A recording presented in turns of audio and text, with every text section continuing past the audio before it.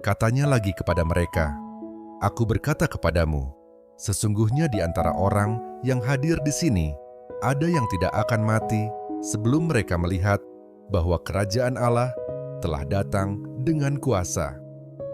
6 hari kemudian, Yesus membawa Petrus, Yakobus, dan Yohanes, dan bersama-sama dengan mereka, Ia naik ke sebuah gunung yang tinggi. Di situ, mereka sendirian saja. Lalu Yesus berubah rupa di depan mata mereka, dan pakaiannya sangat putih berkilat-kilat. Tidak ada seorang pun di dunia ini yang dapat mengelantang pakaian seperti itu. Maka nampaklah kepada mereka Elia bersama dengan Musa. Keduanya sedang berbicara dengan Yesus. Kata Petrus kepada Yesus, "Rabi, betapa bahagianya kami berada di tempat ini. Baiklah kami dirikan 3 kemah, 1 untuk engkau, 1 untuk Musa, dan 1 untuk Elia." Ia berkata demikian, sebab tidak tahu apa yang harus dikatakannya, karena mereka sangat ketakutan. Maka datanglah awan menaungi mereka, dan dari dalam awan itu terdengar suara, "Inilah anak yang kukasihi, dengarkanlah dia." Dan sekonyong-konyong waktu mereka memandang sekeliling mereka, mereka tidak melihat seorang pun lagi bersama mereka, kecuali Yesus seorang diri. Pada waktu mereka turun dari gunung itu, Yesus berpesan kepada mereka, supaya mereka jangan menceritakan kepada seorang pun apa yang telah mereka lihat itu, sebelum Anak Manusia bangkit dari antara orang mati. Mereka memegang pesan tadi sambil mempersoalkan di antara mereka apa yang dimaksud dengan bangkit dari antara orang mati. Lalu mereka bertanya kepadanya, "Mengapa ahli-ahli Taurat berkata bahwa Elia harus datang dahulu?" Jawab Yesus, "Memang Elia akan datang dahulu dan memulihkan segala sesuatu. Hanya bagaimanakah dengan yang ada tertulis mengenai Anak Manusia, bahwa ia akan banyak menderita dan akan dihinakan? Tetapi aku berkata kepadamu, memang Elia sudah datang dan orang memperlakukan dia menurut kehendak mereka, sesuai dengan yang ada tertulis tentang dia." Ketika Yesus, Petrus, Yakobus, dan Yohanes kembali pada murid-murid lain, mereka melihat orang banyak mengerumuni murid-murid itu, dan beberapa ahli Taurat sedang mempersoalkan sesuatu dengan mereka. Pada waktu orang banyak itu melihat Yesus, tercenganglah mereka semua dan bergegas menyambut Dia. Lalu Yesus bertanya kepada mereka, "Apa yang kamu persoalkan dengan mereka?" Kata seorang dari orang banyak itu, "Guru, anakku ini kubawa kepadamu, karena ia kerasukan roh yang membisukan dia. Dan setiap kali roh itu menyerang dia, roh itu membantingkannya ke tanah.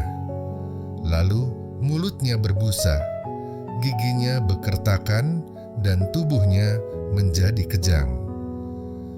Aku sudah meminta kepada murid-muridmu supaya mereka mengusir roh itu, tetapi mereka tidak dapat. Maka kata Yesus kepada mereka, 'Hai kamu, angkatan yang tidak percaya, berapa lama lagi aku harus tinggal di antara kamu? Berapa lama lagi aku harus sabar terhadap kamu? Bawalah anak itu kemari.' Lalu mereka membawanya kepadanya. Waktu roh itu melihat Yesus, anak itu segera digoncang-goncangnya, dan anak itu terpelanting ke tanah dan terguling-guling, sedang mulutnya berbusa. Lalu Yesus bertanya kepada ayah anak itu, "Sudah berapa lama ia mengalami ini?" Jawabnya, "Sejak masa kecilnya, dan seringkali roh itu menyeretnya ke dalam api ataupun ke dalam air untuk membinasakannya. Sebab itu, Jika Engkau dapat berbuat sesuatu, tolonglah kami dan kasihanilah kami." Jawab Yesus, "Katamu, jika Engkau dapat, tidak ada yang mustahil bagi orang yang percaya." Segera ayah anak itu berteriak, "Aku percaya, tolonglah aku yang tidak percaya ini." Ketika Yesus melihat orang banyak makin datang berkerumun, Ia menegur roh jahat itu dengan keras. Katanya, "Hai kau roh yang menyebabkan orang menjadi bisu dan tuli, aku memerintahkan engkau, keluarlah daripada anak ini dan jangan memasukinya lagi." Lalu keluarlah roh itu sambil berteriak dan menggoncang-goncang anak itu dengan hebatnya. Anak itu kelihatannya seperti orang mati, sehingga banyak orang yang berkata, "Ia sudah mati." Tetapi Yesus memegang tangan anak itu dan membangunkannya. Lalu ia bangkit sendiri. Ketika Yesus sudah di rumah dan murid-muridnya sendirian dengan Dia, bertanyalah mereka, "Mengapa kami tidak dapat mengusir roh itu?" Jawabnya kepada mereka, "Jenis ini tidak dapat diusir kecuali dengan berdoa." Yesus dan murid-muridnya berangkat dari situ dan melewati Galilea. Dan Yesus tidak mau hal itu diketahui orang, sebab Ia sedang mengajar murid-muridnya. Ia berkata kepada mereka, "Anak Manusia akan diserahkan ke dalam tangan manusia, dan mereka akan membunuh Dia, dan 3 hari sesudah Ia dibunuh, Ia akan bangkit." Mereka tidak mengerti perkataan itu, namun segan menanyakannya kepadanya. Kemudian tibalah Yesus dan murid-muridnya di Kapernaum. Ketika Yesus sudah di rumah, Ia bertanya kepada murid-muridnya, "Apa yang kamu perbincangkan tadi di tengah jalan?"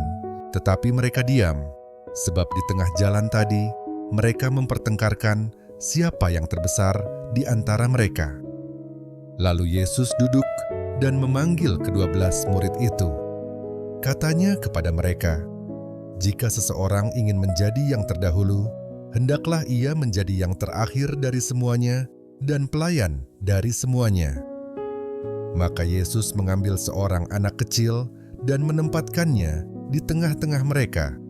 Kemudian Ia memeluk anak itu dan berkata kepada mereka, "Barang siapa menyambut seorang anak seperti ini dalam namaku, ia menyambut aku. Dan barang siapa menyambut aku, bukan aku yang disambutnya, tetapi Dia yang mengutus aku." Kata Yohanes kepada Yesus, "Guru, kami lihat seorang yang bukan pengikut kita mengusir setan demi namamu. Lalu kami cegah orang itu, karena ia bukan pengikut kita."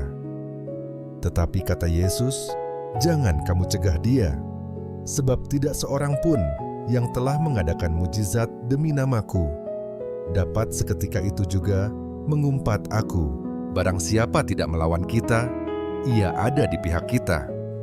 Aku berkata kepadamu, sesungguhnya barang siapa memberi kamu minum secangkir air, oleh karena kamu adalah pengikut Kristus, ia tidak akan kehilangan upahnya. Barang siapa menyesatkan salah satu dari anak-anak kecil yang percaya ini, lebih baik baginya jika sebuah batu kilangan diikatkan pada lehernya, lalu ia dibuang ke dalam laut. Dan jika tanganmu menyesatkan engkau, penggalah, karena lebih baik engkau masuk ke dalam hidup dengan tangan kudung daripada dengan utuh. Kedua tanganmu dibuang ke dalam neraka, ke dalam api yang tak terpadamkan. Di tempat itu, ulatnya tidak akan mati, dan apinya tidak akan padam. Dan jika kakimu menyesatkan engkau, penggalah, karena lebih baik engkau masuk ke dalam hidup dengan timpang, daripada dengan utuh kedua kakimu dicampakkan ke dalam neraka. Di tempat itu, ulatnya tidak akan mati, dan apinya tidak akan padam. Dan jika matamu menyesatkan engkau, cungkillah, karena lebih baik engkau masuk ke dalam kerajaan Allah dengan bermata satu daripada dengan bermata dua dicampakkan ke dalam neraka, di mana ulat-ulat bangkai tidak mati dan api tidak padam. Karena setiap orang akan digarami dengan api. Garam memang baik, tetapi jika garam menjadi hambar, dengan apakah kamu mengasinkannya? Hendaklah kamu selalu mempunyai garam dalam dirimu dan selalu hidup berdamai yang seorang dengan yang lain. Dari situ, Yesus berangkat ke daerah Yudea dan ke daerah seberang sungai Yordan. Dan di situ pun orang banyak datang mengerumuni dia. Dan seperti biasa, ia mengajar mereka pula. Maka datanglah orang-orang Farisi, dan untuk mencobai Yesus mereka bertanya kepadanya, apakah seorang suami diperbolehkan menceraikan istrinya? Tetapi jawabnya kepada mereka, apa perintah Musa kepada kamu? Jawab mereka, Musa memberi izin untuk menceraikannya dengan membuat surat cerai. Lalu kata Yesus kepada mereka, justru karena ketegaran hatimulah, maka Musa menuliskan perintah ini untuk kamu. Sebab pada awal dunia, Allah menjadikan mereka laki-laki dan perempuan.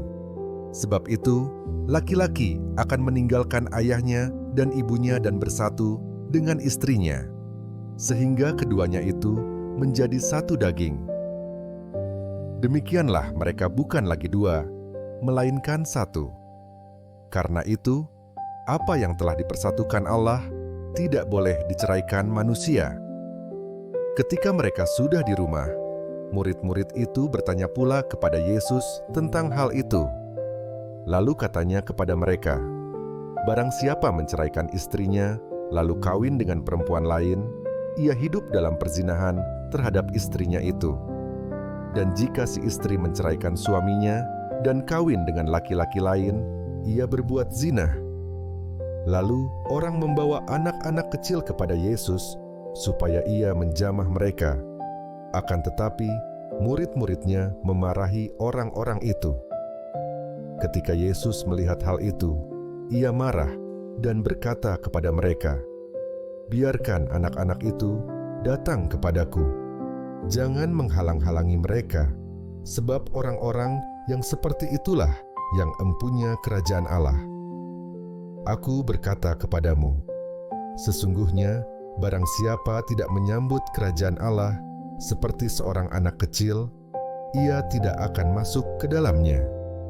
Lalu ia memeluk anak-anak itu, dan sambil meletakkan tangannya atas mereka, ia memberkati mereka. Pada waktu Yesus berangkat untuk meneruskan perjalanannya, datanglah seorang berlari-lari mendapatkan dia. Dan sambil bertelut di hadapannya ia bertanya, Guru yang baik, apa yang harus kuperbuat untuk memperoleh hidup yang kekal? Jawab Yesus, mengapa kau katakan aku baik? Tak seorang pun yang baik selain daripada Allah saja. Engkau tentu mengetahui segala perintah Allah. Jangan membunuh, jangan berzina, jangan mencuri, jangan mengucapkan saksi dusta, jangan mengurangi hak orang, hormatilah ayahmu dan ibumu. Lalu kata orang itu kepadanya, Guru, semuanya itu telah kuturuti sejak masa mudaku.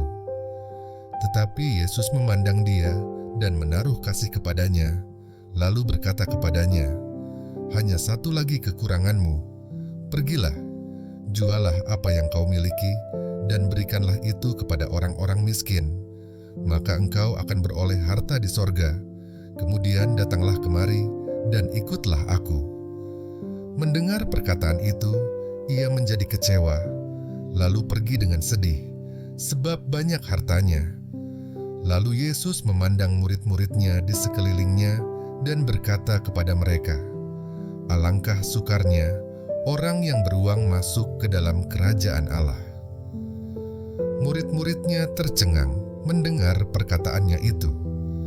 Tetapi Yesus menyambung lagi, "Anak-anakku, alangkah sukarnya masuk ke dalam kerajaan Allah. Lebih mudah seekor unta melewati lobang jarum daripada seorang kaya masuk ke dalam kerajaan Allah." Mereka makin gempar dan berkata seorang kepada yang lain, "Jika demikian, siapakah yang dapat diselamatkan?" Yesus memandang mereka dan berkata, "Bagi manusia hal itu tidak mungkin, tetapi bukan demikian bagi Allah. Sebab segala sesuatu adalah mungkin bagi Allah." Berkatalah Petrus kepada Yesus, "Kami ini telah meninggalkan segala sesuatu dan mengikut Engkau." Jawab Yesus, "Aku berkata kepadamu, sesungguhnya setiap orang yang karena Aku dan karena Injil meninggalkan rumahnya, saudaranya laki-laki atau saudaranya perempuan, ibunya atau bapaknya, anak-anaknya atau ladangnya, orang itu sekarang pada masa ini juga akan menerima kembali 100 kali lipat. Rumah, saudara laki-laki, saudara perempuan, ibu, anak dan ladang, sekalipun disertai berbagai penganiayaan, dan pada zaman yang akan datang, ia akan menerima hidup yang kekal. Tetapi banyak orang yang terdahulu akan menjadi yang terakhir, dan yang terakhir akan menjadi yang terdahulu." Yesus dan murid-muridnya sedang dalam perjalanan ke Yerusalem, dan Yesus berjalan di depan. Murid-murid merasa cemas, dan juga orang-orang yang mengikuti Dia dari belakang merasa takut. Sekali lagi, Yesus memanggil ke-12 muridnya, dan Ia mulai mengatakan kepada mereka apa yang akan terjadi atas dirinya. Katanya, "Sekarang kita pergi ke Yerusalem, dan Anak Manusia akan diserahkan kepada imam-imam kepala dan ahli-ahli Taurat, dan mereka akan menjatuhi Dia hukuman mati, dan mereka akan menyerahkan Dia kepada bangsa-bangsa yang tidak mengenal Allah, dan Ia akan diolok-olokkan, diludahi, disesah, dan dibunuh, dan sesudah 3 hari Ia akan bangkit." Lalu Yakobus dan Yohanes, anak-anak Zebedeus, mendekati Yesus dan berkata kepadanya, "Guru, kami harap supaya Engkau kiranya mengabulkan suatu permintaan kami." Jawabnya kepada mereka, "Apa yang kamu kehendaki, aku perbuat bagimu." Lalu kata mereka, "Perkenankanlah kami duduk dalam kemuliaan-Mu kelak, yang seorang lagi di sebelah kananmu, dan yang seorang di sebelah kirimu." Tetapi kata Yesus kepada mereka, "Kamu tidak tahu apa yang kamu minta. Dapatkah kamu meminum cawan yang harus kuminum dan dibaptis dengan baptisan yang harus kuterima?" Jawab mereka, "Kami dapat." Yesus berkata kepada mereka, "Memang kamu akan meminum cawan yang harus kuminum dan akan dibaptis dengan baptisan yang harus kuterima. Tetapi hal duduk di sebelah kananku atau di sebelah kiriku, aku tidak berhak memberikannya. Itu akan diberikan kepada orang-orang bagi siapa itu telah disediakan." Mendengar itu, ke-10 murid yang lain menjadi marah kepada Yakobus dan Yohanes. Tetapi Yesus memanggil mereka, lalu berkata, "Kamu tahu bahwa mereka yang disebut pemerintah bangsa-bangsa memerintah rakyatnya dengan tangan besi, dan pembesar-pembesarnya menjalankan kuasanya dengan keras atas mereka. Tidaklah demikian di antara kamu. Barang siapa ingin menjadi besar di antara kamu, hendaklah ia menjadi pelayanmu, dan barang siapa ingin menjadi yang terkemuka di antara kamu, hendaklah ia menjadi hamba untuk semuanya.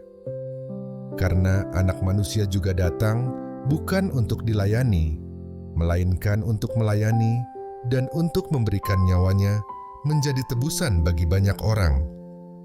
Lalu tibalah Yesus dan murid-muridnya di Yeriko. Dan ketika Yesus keluar dari Yeriko, bersama-sama dengan murid-muridnya dan orang banyak yang berbondong-bondong, ada seorang pengemis yang buta, bernama Bartimeus, anak Timeus, duduk di pinggir jalan. Ketika didengarnya, bahwa itu adalah Yesus orang Nazaret, mulailah ia berseru, "Yesus, anak Daud, kasihanilah aku." Banyak orang menegurnya supaya ia diam. Namun semakin keras ia berseru, "Anak Daud, kasihanilah aku." Lalu Yesus berhenti dan berkata, "Panggillah dia." Mereka memanggil orang buta itu dan berkata kepadanya, "Kuatkan hatimu, berdirilah, ia memanggil engkau." Lalu ia menanggalkan jubahnya, ia segera berdiri dan pergi mendapatkan Yesus. Tanya Yesus kepadanya, "Apa yang kau kehendaki supaya aku perbuat bagimu?" Jawab orang buta itu, "Rabuni, supaya aku dapat melihat." Lalu kata Yesus kepadanya, "Pergilah, imanmu telah menyelamatkan engkau." Pada saat itu juga melihatlah ia, lalu ia mengikuti Yesus dalam perjalanannya. Ketika Yesus dan murid-muridnya telah dekat Yerusalem, dekat Betfage dan Betania yang terletak di Bukit Zaitun, Yesus menyuruh 2 orang muridnya dengan pesan, "Pergilah ke kampung yang di depanmu itu. Pada waktu kamu masuk di situ, kamu akan segera menemukan seekor keledai muda tertambat yang belum pernah ditunggangi orang. Lepaskan keledai itu dan bawalah kemari. Dan jika ada orang mengatakan kepadamu, 'Mengapa kamu lakukan itu?' Jawablah, 'Tuhan memerlukannya. Ia akan segera mengembalikannya ke sini.'" Mereka pun pergi dan menemukan seekor keledai muda tertambat di depan pintu di luar, di pinggir jalan, lalu melepaskannya. Dan beberapa orang yang ada di situ berkata kepada mereka, "Apa maksudnya kamu melepaskan keledai itu?" Lalu mereka menjawab, seperti yang sudah dikatakan Yesus. Maka orang-orang itu membiarkan mereka. Lalu mereka membawa keledai itu kepada Yesus dan mengalasinya dengan pakaian mereka.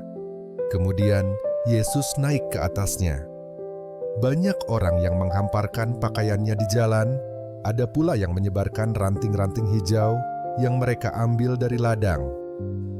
Orang-orang yang berjalan di depan dan mereka yang mengikuti dari belakang berseru, "Hosana, diberkatilah Dia yang datang dalam nama Tuhan, diberkatilah kerajaan yang datang. Kerajaan Bapa kita Daud, Hosana di tempat yang maha tinggi." Sesampainya di Yerusalem, ia masuk ke Bait Allah. Di sana, ia meninjau semuanya. Tetapi sebab hari sudah hampir malam, ia keluar ke Betania bersama dengan ke-12 muridnya. Keesokan harinya, sesudah Yesus dan ke-12 muridnya meninggalkan Betania, Yesus merasa lapar. Dan dari jauh, ia melihat pohon ara yang sudah berdaun. Ia mendekatinya untuk melihat kalau ia mendapat apa-apa pada pohon itu. Tetapi waktu ia tiba di situ, ia tidak mendapat apa-apa selain daun-daun saja, sebab memang bukan musim buah ara. Maka katanya kepada pohon itu, "Jangan lagi seorang pun makan buahmu selama-lamanya." Dan murid-muridnya pun mendengarnya. Lalu tibalah Yesus dan murid-muridnya di Yerusalem.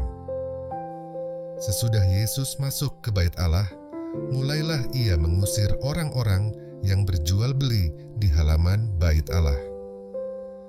Meja-meja penukar uang dan bangku-bangku pedagang merpati dibalikannya. Dan ia tidak memperbolehkan orang membawa barang-barang melintasi halaman Bait Allah.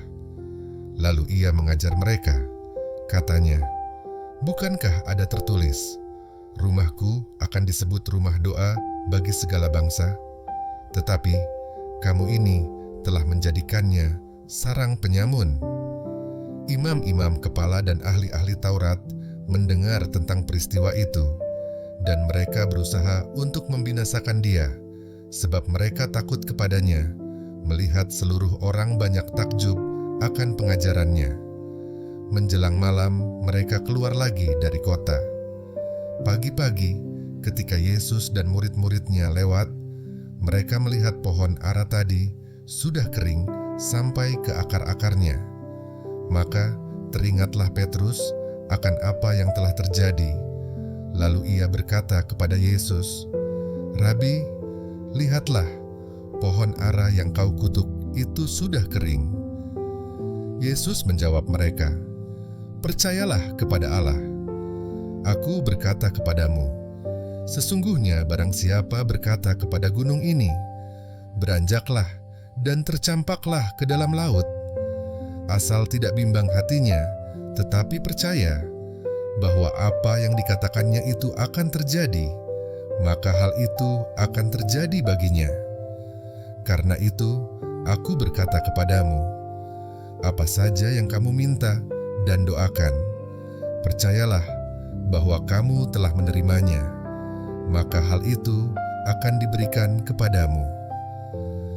Dan jika kamu berdiri untuk berdoa, ampunilah dahulu sekiranya ada barang sesuatu dalam hatimu terhadap seseorang, supaya juga Bapamu yang di sorga mengampuni kesalahan-kesalahanmu.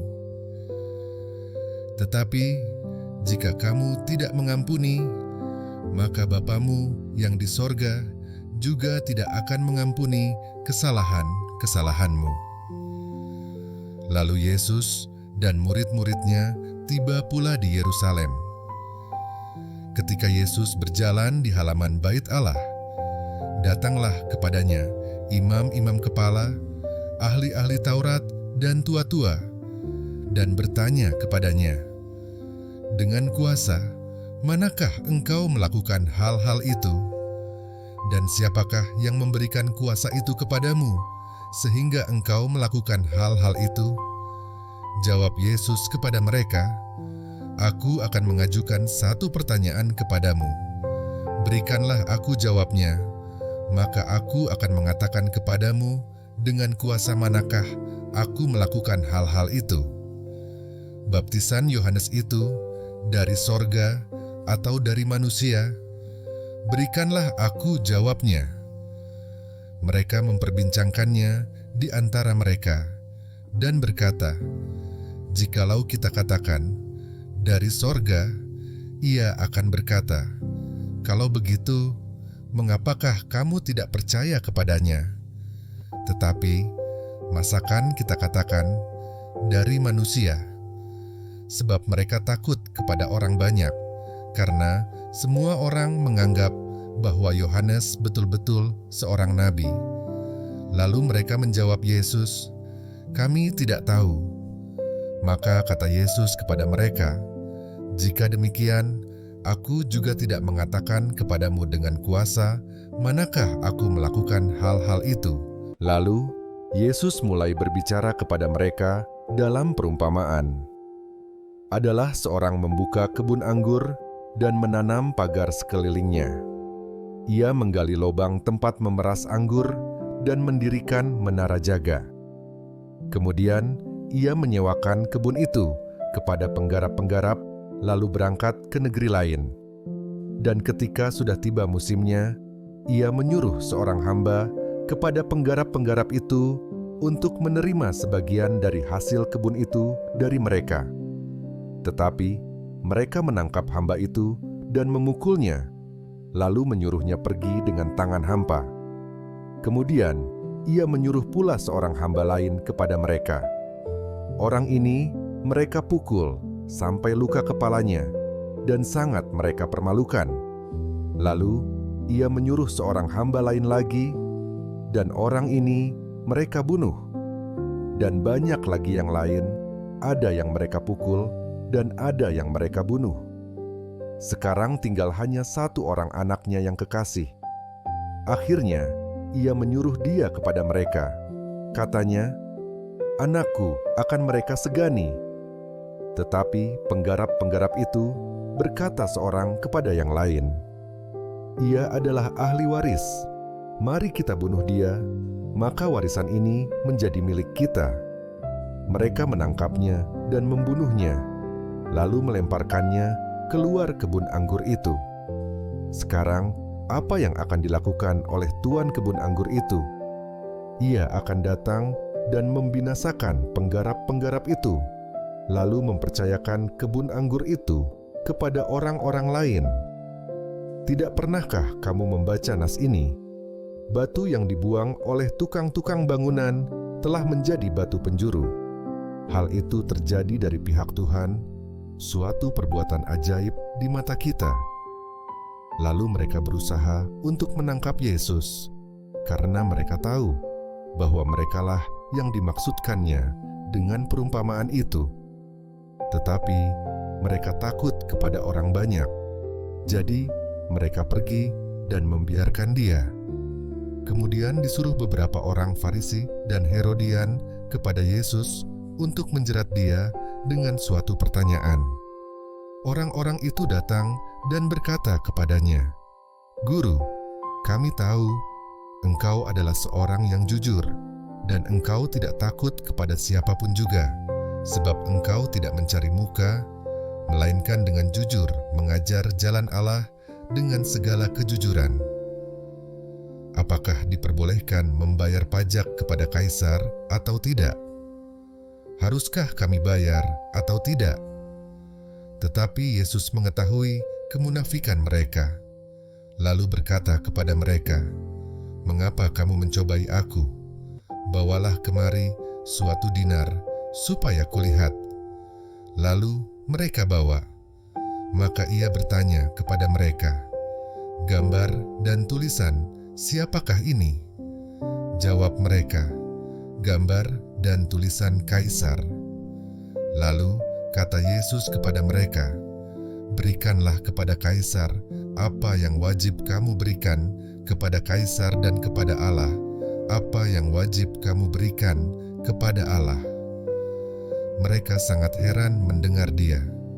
Datanglah kepada Yesus beberapa orang Saduki yang berpendapat bahwa tidak ada kebangkitan. Mereka bertanya kepadanya, "Guru, Musa menuliskan perintah ini untuk kita. Jika seorang yang mempunyai saudara laki-laki mati dengan meninggalkan seorang istri, tetapi tidak meninggalkan anak, saudaranya harus kawin dengan istrinya itu dan membangkitkan keturunan bagi saudaranya itu. Adalah 7 orang bersaudara. Yang pertama, kawin dengan seorang perempuan dan mati dengan tidak meninggalkan keturunan. Lalu yang kedua juga mengawini dia dan mati dengan tidak meninggalkan keturunan.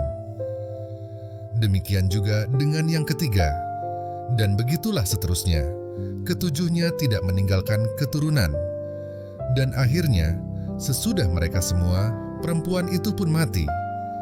Pada hari kebangkitan, bila mana mereka bangkit, siapakah yang menjadi suami perempuan itu? Sebab ketujuhnya telah beristrikan dia. Jawab Yesus kepada mereka, "Kamu sesat, justru karena kamu tidak mengerti kitab suci maupun kuasa Allah. Sebab apabila orang bangkit dari antara orang mati, orang tidak kawin dan tidak dikawinkan, melainkan hidup seperti malaikat di sorga. Dan juga tentang bangkitnya orang-orang mati, tidakkah kamu baca dalam kitab Musa, dalam ceritera tentang semak duri, bagaimana bunyi firman Allah kepadanya? Akulah Allah Abraham, Allah Ishak, dan Allah Yakub. Ia bukanlah Allah orang mati, melainkan Allah orang hidup. Kamu benar-benar sesat." Lalu seorang ahli Taurat yang mendengar Yesus dan orang-orang Saduki bersoal jawab dan tahu bahwa Yesus memberi jawab yang tepat kepada orang-orang itu, datang kepadanya dan bertanya, "Hukum manakah yang paling utama?" Jawab Yesus, "Hukum yang terutama ialah, dengarlah, hai orang Israel, Tuhan Allah kita, Tuhan itu Esa. Kasihilah Tuhan Allahmu dengan segenap hatimu dan dengan segenap jiwamu dan dengan segenap akal budimu dan dengan segenap kekuatanmu. Dan hukum yang kedua ialah, kasihilah sesamamu manusia seperti dirimu sendiri. Tidak ada hukum lain yang lebih utama daripada kedua hukum ini." Lalu kata ahli Taurat itu kepada Yesus, "Tepat sekali, Guru. Benar katamu itu, bahwa Dia Esa, dan bahwa tidak ada yang lain kecuali Dia. Memang mengasihi Dia dengan segenap hati, dan dengan segenap pengertian, dan dengan segenap kekuatan, dan juga mengasihi sesama manusia seperti diri sendiri adalah jauh lebih utama daripada semua korban bakaran dan korban sembelihan." Yesus melihat bagaimana bijaksananya jawab orang itu, dan Ia berkata kepadanya, "Engkau tidak jauh dari kerajaan Allah." Dan seorang pun tidak berani lagi menanyakan sesuatu kepada Yesus. Pada suatu kali, ketika Yesus mengajar di Bait Allah, Ia berkata, "Bagaimana ahli-ahli Taurat dapat mengatakan bahwa Mesias adalah anak Daud? Daud sendiri oleh pimpinan Roh Kudus berkata, 'Tuhan telah berfirman kepada Tuanku, duduklah di sebelah kananku sampai musuh-musuhmu kutaruh di bawah kakimu.' Daud sendiri menyebut, 'Dia tuannya. Bagaimana mungkin ia anaknya pula?' Orang banyak yang besar jumlahnya mendengarkan Dia dengan penuh minat." Dalam pengajarannya Yesus berkata, "Hati-hatilah terhadap ahli-ahli Taurat yang suka berjalan-jalan memakai jubah panjang dan suka menerima penghormatan di pasar, yang suka duduk di tempat terdepan di rumah ibadat dan di tempat terhormat dalam perjamuan, yang menelan rumah janda-janda, sedang mereka mengelabui mata orang dengan doa yang panjang-panjang. Mereka ini pasti akan menerima hukuman yang lebih berat." Pada suatu kali, Yesus duduk menghadapi peti persembahan dan memperhatikan bagaimana orang banyak memasukkan uang ke dalam peti itu. Banyak orang kaya memberi jumlah yang besar. Lalu datanglah seorang janda yang miskin, dan ia memasukkan 2 peser, yaitu 1 duit. Maka dipanggilnya murid-muridnya dan berkata kepada mereka, "Aku berkata kepadamu, sesungguhnya janda miskin ini memberi lebih banyak daripada semua orang yang memasukkan uang ke dalam peti persembahan. Sebab mereka semua memberi dari kelimpahannya, tetapi janda ini memberi dari kekurangannya, semua yang ada padanya, yaitu seluruh nafkahnya." Ketika Yesus keluar dari Bait Allah, seorang muridnya berkata kepadanya, "Guru, lihatlah betapa kokohnya batu-batu itu dan betapa megahnya gedung-gedung itu." Lalu Yesus berkata kepadanya, "Kau lihat gedung-gedung yang hebat ini?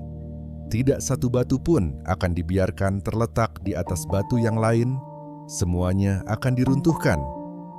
Ketika Yesus duduk di atas Bukit Zaitun, berhadapan dengan Bait Allah, Petrus, Yakobus, Yohanes dan Andreas bertanya sendirian kepadanya, "Katakanlah kepada kami, bila manakah itu akan terjadi, dan apakah tandanya, kalau semuanya itu akan sampai kepada kesudahannya?" Maka mulailah Yesus berkata kepada mereka, "Waspadalah, supaya jangan ada orang yang menyesatkan kamu. Akan datang banyak orang dengan memakai namaku dan berkata, 'Akulah dia,' dan mereka akan menyesatkan banyak orang. Dan apabila kamu mendengar deru perang atau kabar-kabar tentang perang, janganlah kamu gelisah. Semuanya itu harus terjadi, tetapi itu belum kesudahannya.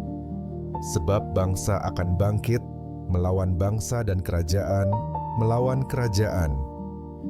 Akan terjadi gempa bumi di berbagai tempat dan akan ada kelaparan. Semua itu barulah permulaan penderitaan menjelang zaman baru.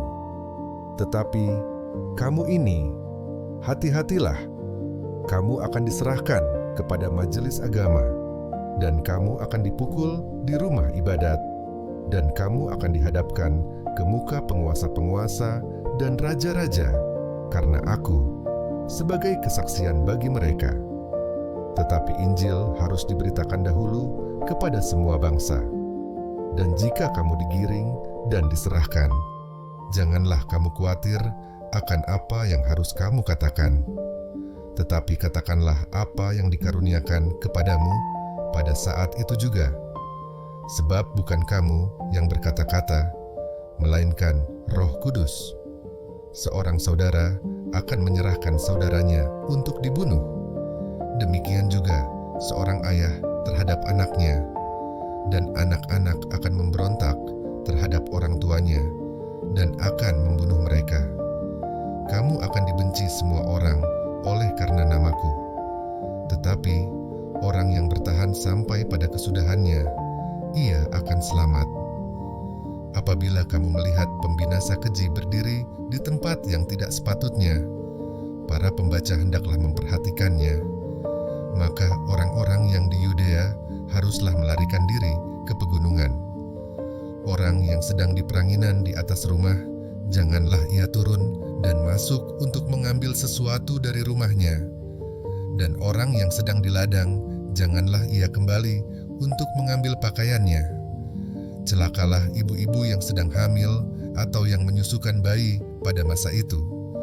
Berdoalah supaya semuanya itu jangan terjadi pada musim dingin. Sebab pada masa itu akan terjadi siksaan seperti yang belum pernah terjadi sejak awal dunia, yang diciptakan Allah sampai sekarang dan yang tidak akan terjadi lagi.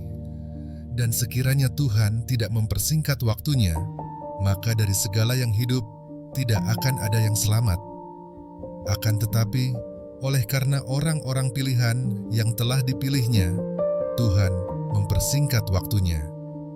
Pada waktu itu, jika orang berkata kepada kamu, "Lihat, Mesias ada di sini," atau "Lihat, Mesias ada di sana," jangan kamu percaya, sebab Mesias-Mesias palsu dan nabi-nabi palsu akan muncul, dan mereka akan mengadakan tanda-tanda dan mujizat-mujizat dengan maksud, sekiranya mungkin, menyesatkan orang-orang pilihan. Hati-hatilah kamu, aku sudah terlebih dahulu mengatakan semuanya ini kepada kamu. Tetapi pada masa itu, sesudah siksaan itu, matahari akan menjadi gelap, dan bulan tidak bercahaya, dan bintang-bintang akan berjatuhan dari langit, dan kuasa-kuasa langit akan goncang. Pada waktu itu, orang akan melihat Anak Manusia datang dalam awan-awan dengan segala kekuasaan dan kemuliaannya. Dan pada waktu itu pun, ia akan menyuruh keluar malaikat-malaikatnya dan akan mengumpulkan orang-orang pilihannya dari keempat penjuru bumi, dari ujung bumi sampai ke ujung langit. Tariklah pelajaran dari perumpamaan tentang pohon ara. Apabila ranting-rantingnya melembut dan mulai bertunas, kamu tahu bahwa musim panas sudah dekat. Demikian juga, jika kamu lihat hal-hal itu terjadi, ketahuilah bahwa waktunya sudah dekat, sudah di ambang pintu. Aku berkata kepadamu, sesungguhnya angkatan ini tidak akan berlalu sebelum semuanya itu terjadi. Langit dan bumi akan berlalu, tetapi perkataanku tidak akan berlalu. Tetapi tentang hari atau saat itu, tidak seorang pun yang tahu, malaikat-malaikat di sorga tidak, dan anak pun tidak, hanya Bapa saja. Hati-hatilah dan berjaga-jagalah, sebab kamu tidak tahu bila manakah waktunya tiba. Dan halnya sama seperti seorang yang bepergian, yang meninggalkan rumahnya dan menyerahkan tanggung jawab kepada hamba-hambanya, masing-masing dengan tugasnya, dan memerintahkan penunggu pintu supaya berjaga-jaga. Karena itu berjaga-jagalah, sebab kamu tidak tahu bila manakah tuan rumah itu pulang, menjelang malam, atau tengah malam, atau larut malam, atau pagi-pagi buta, supaya kalau ia tiba-tiba datang, jangan kamu didapatinya sedang tidur. Apa yang kukatakan kepada kamu, kukatakan kepada semua orang, berjaga-jagalah. Hari Raya Paskah dan Hari Raya Roti tidak beragi akan mulai 2 hari lagi. Imam-imam kepala dan ahli-ahli Taurat mencari jalan untuk menangkap dan membunuh Yesus dengan tipu muslihat. Sebab mereka berkata, jangan pada waktu perayaan, supaya jangan timbul keributan di antara rakyat. Ketika Yesus berada di Betania, di rumah Simon si kusta, dan sedang duduk makan, datanglah seorang perempuan membawa suatu buli-buli pualam berisi minyak narwastu murni yang mahal harganya. Setelah dipecahkannya leher buli-buli itu, dicurahkannya minyak itu ke atas kepala Yesus. Ada orang yang menjadi gusar dan berkata, seorang kepada yang lain, untuk apa pemborosan minyak narwastu ini? Sebab minyak ini dapat dijual 300 dinar lebih dan uangnya dapat diberikan kepada orang-orang miskin. Lalu mereka memarahi perempuan itu. Tetapi Yesus berkata, biarkanlah dia. Mengapa kamu menyusahkan dia? Ia telah melakukan suatu perbuatan yang baik padaku. Karena orang-orang miskin selalu ada padamu, dan kamu dapat menolong mereka bila mana kamu menghendakinya, tetapi aku tidak akan selalu bersama-sama kamu. Ia telah melakukan apa yang dapat dilakukannya. Tubuhku telah diminyakinya sebagai persiapan untuk penguburanku. Aku berkata kepadamu, sesungguhnya di mana saja Injil diberitakan di seluruh dunia, apa yang dilakukannya ini akan disebut juga untuk mengingat dia. Lalu pergilah Yudas Iskariot, salah seorang dari ke-12 murid itu, kepada imam-imam kepala dengan maksud untuk menyerahkan Yesus kepada mereka. Mereka sangat gembira waktu mendengarnya, dan mereka berjanji akan memberikan uang kepadanya. Kemudian, ia mencari kesempatan yang baik untuk menyerahkan Yesus. Pada hari pertama dari Hari Raya Roti Tidak Beragi, pada waktu orang menyembelih domba Paskah, murid-murid Yesus berkata kepadanya, "Ke tempat mana engkau kehendaki kami pergi untuk mempersiapkan perjamuan Paskah bagimu?" Lalu ia menyuruh 2 orang muridnya dengan pesan, "Pergilah ke kota. Di sana kamu akan bertemu dengan seorang yang membawa kendi berisi air. Ikutilah dia dan katakanlah kepada pemilik rumah yang dimasukinya, 'Pesan Guru, di manakah ruangan yang disediakan bagiku untuk makan Paskah bersama-sama dengan murid-muridku?' Lalu orang itu akan menunjukkan kamu sebuah ruangan atas yang besar yang sudah lengkap dan tersedia. Disitulah kamu harus mempersiapkan perjamuan Paskah untuk kita." Maka berangkatlah kedua murid itu, dan setibanya di kota, didapati mereka semua seperti yang dikatakan Yesus kepada mereka. Lalu mereka mempersiapkan Paskah. Setelah hari malam, datanglah Yesus bersama-sama dengan ke-12 murid itu. Ketika mereka duduk di situ dan sedang makan, Yesus berkata, "Aku berkata kepadamu, sesungguhnya seorang di antara kamu akan menyerahkan aku, yaitu dia yang makan dengan aku." Maka sedihlah hati mereka, dan seorang demi seorang berkata kepadanya, "Bukan aku, ya Tuhan."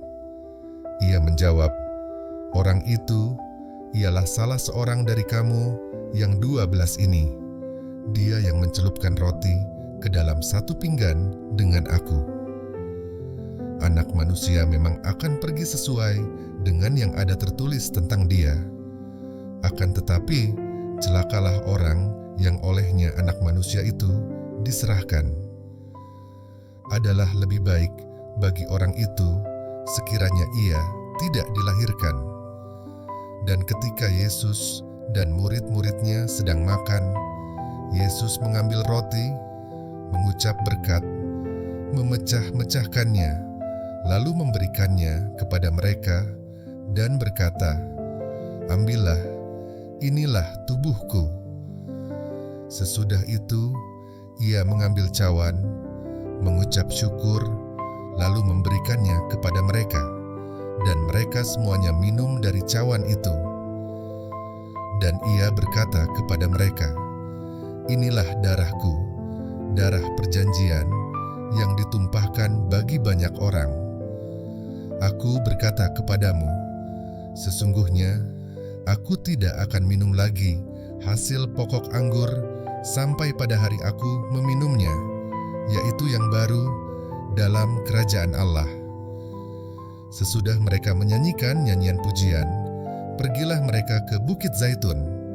Lalu Yesus berkata kepada mereka, "Kamu semua akan tergoncang imanmu, sebab ada tertulis, Aku akan memukul gembala dan domba-domba itu akan tercerai-berai. Akan tetapi, sesudah aku bangkit, aku akan mendahului kamu ke Galilea." Kata Petrus kepadanya, "Biarpun mereka semua tergoncang imannya, aku tidak." Lalu kata Yesus kepadanya, "Aku berkata kepadamu, sesungguhnya pada hari ini, malam ini juga, sebelum ayam berkokok 2 kali, engkau telah menyangkal aku 3 kali." Tetapi dengan lebih bersungguh-sungguh, Petrus berkata, "Sekalipun aku harus mati bersama-sama engkau, aku takkan menyangkal engkau." Semua yang lain pun berkata demikian juga. Lalu sampailah Yesus dan murid-muridnya ke suatu tempat yang bernama Getsemani. Kata Yesus kepada murid-muridnya, "Duduklah di sini, sementara aku berdoa." Dan ia membawa Petrus, Yakobus, dan Yohanes sertanya. Ia sangat takut dan gentar. Lalu katanya kepada mereka, "Hatiku sangat sedih, seperti mau mati rasanya. Tinggallah di sini dan berjaga-jagalah." Ia maju sedikit, merebahkan diri ke tanah, dan berdoa supaya sekiranya mungkin saat itu lalu daripadanya. Katanya, "Ya Abba, ya Bapa, tidak ada yang mustahil bagimu. Ambillah cawan ini daripadaku, tetapi janganlah apa yang aku kehendaki, melainkan apa yang Engkau kehendaki." Setelah itu, ia datang kembali dan mendapati ketiganya sedang tidur. Dan ia berkata kepada Petrus, "Simon, sedang tidurkah engkau? Tidakkah engkau sanggup berjaga-jaga 1 jam? Berjaga-jagalah dan berdoalah, supaya kamu jangan jatuh ke dalam pencobaan. Roh memang penurut, tetapi daging lemah." Lalu ia pergi lagi dan mengucapkan doa yang itu juga. Dan ketika ia kembali pula, ia mendapati mereka sedang tidur, sebab mata mereka sudah berat, dan mereka tidak tahu jawab apa yang harus mereka berikan kepadanya. Kemudian ia kembali untuk ketiga kalinya dan berkata kepada mereka, "Tidurlah sekarang dan istirahatlah. Cukuplah. Saatnya sudah tiba, lihat, Anak Manusia diserahkan ke tangan orang-orang berdosa. Bangunlah, marilah kita pergi. Dia yang menyerahkan aku sudah dekat." Waktu Yesus masih berbicara, muncullah Yudas, salah seorang dari ke-12 murid itu, dan bersama-sama dia serombongan orang yang membawa pedang dan pentung, disuruh oleh imam-imam kepala, ahli-ahli Taurat, dan tua-tua. Orang yang menyerahkan. Dia telah memberitahukan tanda ini kepada mereka. "Orang yang akan kucium, itulah dia. Tangkaplah dia dan bawalah dia dengan selamat." Dan ketika ia sampai di situ, ia segera maju mendapatkan Yesus dan berkata, "Rabi," lalu mencium dia. Maka mereka memegang Yesus dan menangkapnya. Salah seorang dari mereka yang ada di situ menghunus pedangnya, lalu menetakannya kepada hamba imam besar sehingga putus telinganya. Kata Yesus kepada mereka, sangkamu, aku ini penyamun, maka kamu datang lengkap dengan pedang dan pentung untuk menangkap aku? Padahal tiap-tiap hari aku ada di tengah-tengah kamu mengajar di bait Allah, dan kamu tidak menangkap aku. Tetapi haruslah digenapi yang tertulis dalam kitab suci." Lalu semua murid itu meninggalkan dia dan melarikan diri. Ada seorang muda yang pada waktu itu hanya memakai sehelai kain lenan untuk menutup badannya, mengikuti dia. Mereka hendak menangkapnya, tetapi ia melepaskan kainnya dan lari dengan telanjang. Kemudian Yesus dibawa menghadap imam besar. Lalu semua imam kepala, tua-tua, dan ahli Taurat berkumpul di situ. Dan Petrus mengikuti dia dari jauh sampai ke dalam halaman imam besar. Dan di sana ia duduk di antara pengawal-pengawal sambil berdiam dekat api. Imam-imam kepala, malah seluruh mahkamah agama mencari kesaksian terhadap Yesus supaya ia dapat dihukum mati, tetapi mereka tidak memperolehnya. Banyak juga orang yang mengucapkan kesaksian palsu terhadap dia, tetapi kesaksian-kesaksian itu tidak sesuai yang satu dengan yang lain. Lalu beberapa orang naik saksi melawan dia dengan tuduhan palsu ini. Kami sudah mendengar orang ini berkata, "Aku akan merubuhkan bait suci buatan tangan manusia ini, dan dalam 3 hari akan kudirikan yang lain, yang bukan buatan tangan manusia." Dalam hal ini pun, kesaksian mereka tidak sesuai yang satu dengan yang lain. Maka imam besar bangkit berdiri di tengah-tengah sidang dan bertanya kepada Yesus. Katanya, "Tidakkah engkau memberi jawab atas tuduhan-tuduhan saksi-saksi ini terhadap engkau?" Tetapi ia tetap diam dan tidak menjawab apa-apa. Imam besar itu bertanya kepadanya sekali lagi. Katanya, "Apakah engkau Mesias, anak dari yang terpuji?" Jawab Yesus, "Akulah dia, dan kamu akan melihat Anak Manusia duduk di sebelah kanan yang Maha Kuasa dan datang di tengah-tengah awan-awan di langit."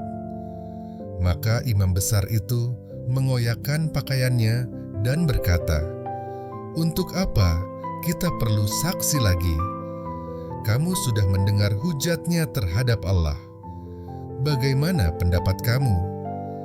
Lalu dengan suara bulat mereka memutuskan bahwa dia harus dihukum mati.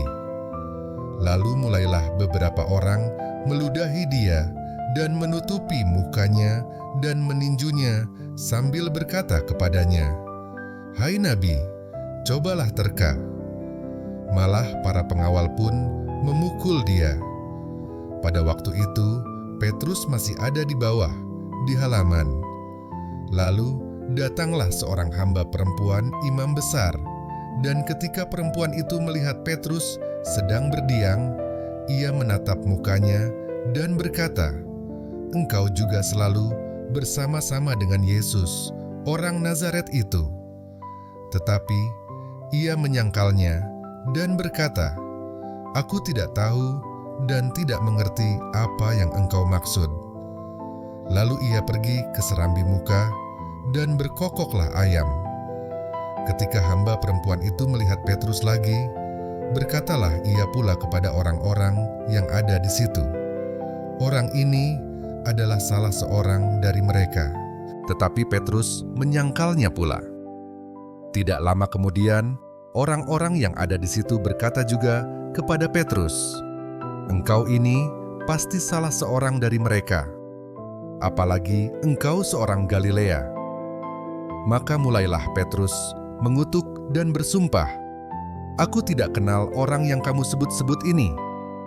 Dan pada saat itu berkokoklah ayam untuk kedua kalinya. Maka teringatlah Petrus bahwa Yesus telah berkata kepadanya, "Sebelum ayam berkokok 2 kali, engkau telah menyangkal aku 3 kali." Lalu menangislah ia tersedu-sedu. Pagi-pagi benar, imam-imam kepala bersama tua-tua dan ahli-ahli Taurat dan seluruh mahkamah agama sudah bulat mupakatnya. Mereka membelenggu Yesus, lalu membawanya dan menyerahkannya kepada Pilatus. Pilatus bertanya kepadanya, "Engkaukah raja orang Yahudi?" Jawab Yesus, "Engkau sendiri mengatakannya." Lalu imam-imam kepala mengajukan banyak tuduhan terhadap dia. Pilatus bertanya pula kepadanya. Katanya, "Tidakkah engkau memberi jawab? Lihatlah betapa banyaknya tuduhan mereka terhadap engkau."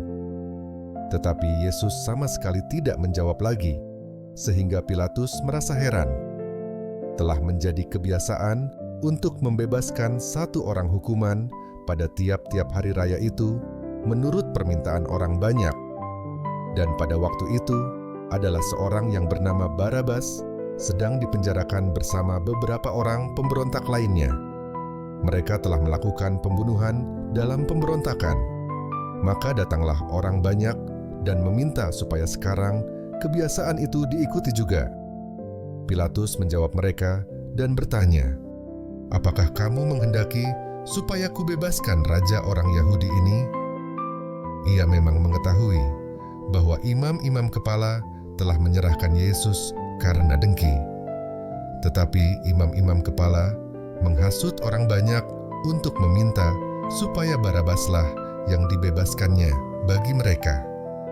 Pilatus sekali lagi menjawab dan bertanya kepada mereka, "Jika begitu, apakah yang harus kuperbuat dengan orang yang kamu sebut raja orang Yahudi ini?" Maka mereka berteriak lagi, katanya, "Salibkanlah dia." Lalu Pilatus berkata kepada mereka, "Tetapi kejahatan, apakah yang telah dilakukannya?" Namun mereka makin keras berteriak, "Salibkanlah dia." Dan oleh karena Pilatus ingin memuaskan hati orang banyak itu, ia membebaskan Barabas bagi mereka. Tetapi Yesus disesahnya, lalu diserahkannya untuk disalibkan. Kemudian serdadu-serdadu membawa Yesus ke dalam istana, yaitu gedung pengadilan, dan memanggil seluruh pasukan berkumpul. Mereka mengenakan jubah ungu kepadanya, menganyam sebuah mahkota duri, dan menaruhnya di atas kepalanya. Kemudian mereka mulai memberi hormat kepadanya. Katanya, "Salam, hai Raja orang Yahudi."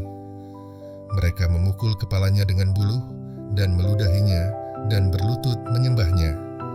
Sesudah mengolok-olokan, mereka menanggalkan jubah ungu itu daripadanya dan mengenakan pula pakaiannya kepadanya. Kemudian Yesus dibawa keluar untuk disalibkan. Pada waktu itu, lewat seorang yang bernama Simon, orang Kirene, ayah Alexander dan Rufus, yang baru datang dari luar kota. Dan orang itu mereka paksa untuk memikul salib Yesus. Mereka membawa Yesus ke tempat yang bernama Golgota, yang berarti tempat tengkorak. Lalu mereka memberi anggur bercampur mur kepadanya, tetapi ia menolaknya. Kemudian mereka menyalibkan dia, lalu mereka membagi pakaiannya dengan membuang undi atasnya untuk menentukan bagian masing-masing. Hari jam 9 ketika ia disalibkan, dan alasan mengapa ia dihukum disebut pada tulisan yang terpasang di situ, Raja orang Yahudi. Bersama dengan dia disalibkan 2 orang penyamun, seorang di sebelah kanannya dan seorang di sebelah kirinya. Demikian genaplah nas Alkitab yang berbunyi, "Ia akan terhitung di antara orang-orang durhaka. Orang-orang yang lewat di sana menghujat dia dan sambil menggelengkan kepala mereka berkata, "Hai engkau yang mau merubuhkan bait suci dan mau membangunnya kembali dalam 3 hari, turunlah dari salib itu dan selamatkan dirimu." Demikian juga imam-imam kepala bersama-sama ahli Taurat mengolok-olokkan dia di antara mereka sendiri, dan mereka berkata, "Orang lain ia selamatkan, tetapi dirinya sendiri tidak dapat ia selamatkan. Baiklah Mesias, Raja Israel itu, turun dari salib itu, supaya kita lihat dan percaya." Bahkan kedua orang yang disalibkan bersama-sama dengan dia mencela dia juga.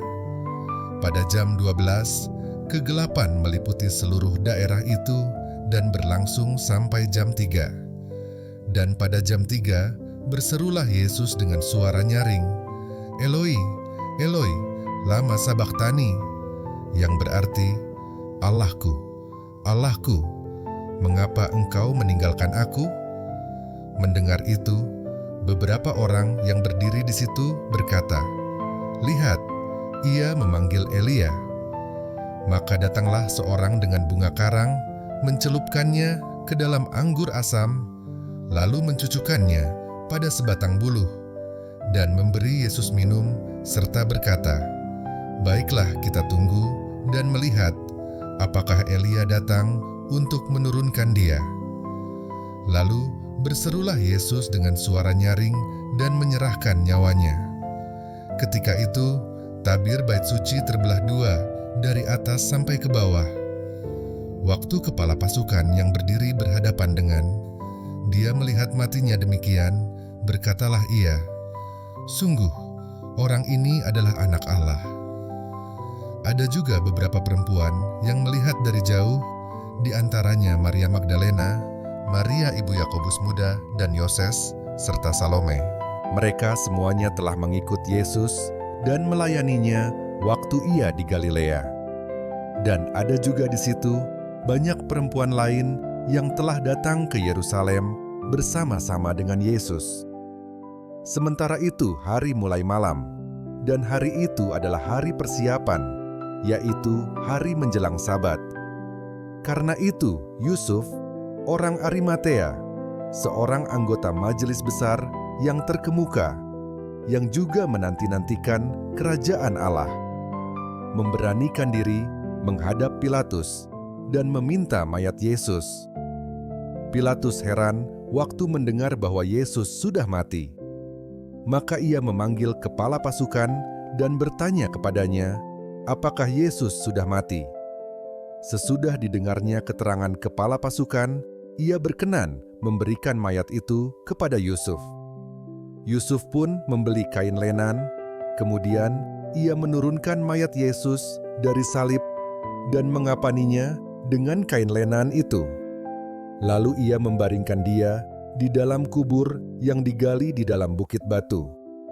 Kemudian digulingkannya sebuah batu ke pintu kubur itu. Maria Magdalena dan Maria ibu Yoses melihat di mana Yesus dibaringkan. Setelah lewat hari Sabat, Maria Magdalena dan Maria ibu Yakobus serta Salome membeli rempah-rempah untuk pergi ke kubur dan meminyaki Yesus.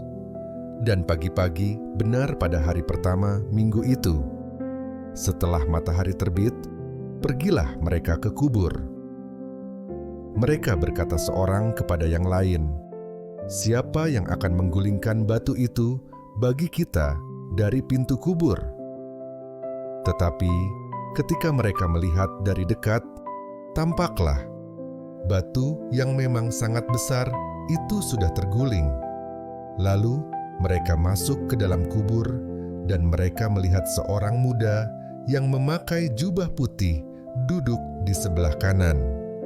Mereka pun sangat terkejut, tetapi orang muda itu berkata kepada mereka, "Jangan takut, kamu mencari Yesus orang Nazaret yang disalibkan itu. Ia telah bangkit, ia tidak ada di sini.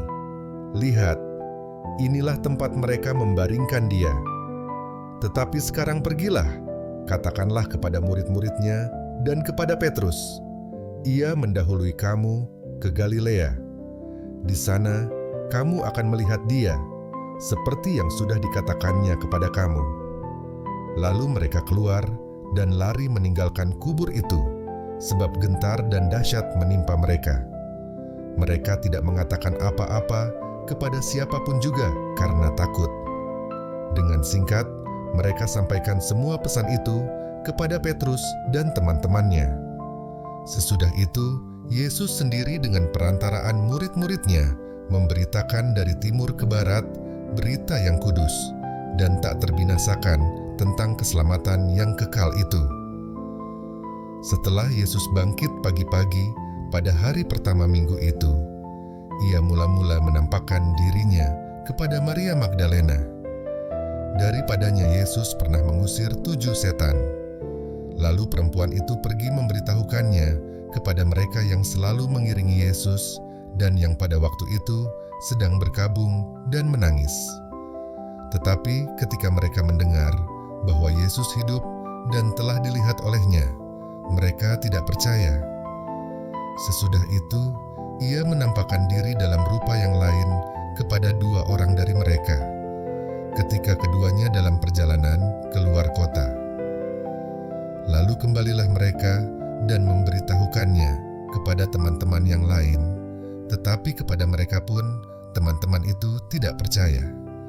Akhirnya, ia menampakkan diri kepada ke-11 orang itu ketika mereka sedang makan, dan ia mencela ketidakpercayaan dan kedegilan hati mereka, oleh karena mereka tidak percaya kepada orang-orang yang telah melihat dia sesudah kebangkitannya.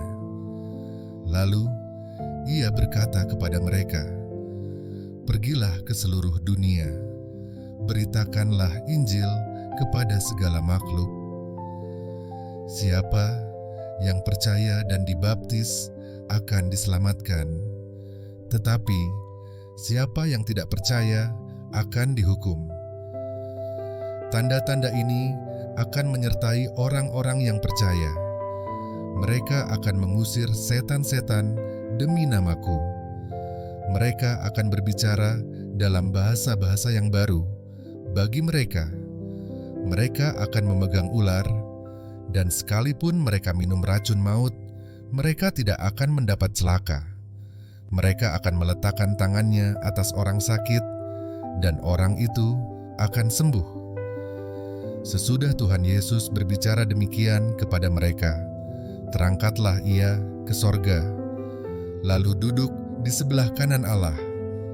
Mereka pun pergilah memberitakan Injil ke segala penjuru, dan Tuhan turut bekerja dan meneguhkan firman itu dengan tanda-tanda yang menyertainya.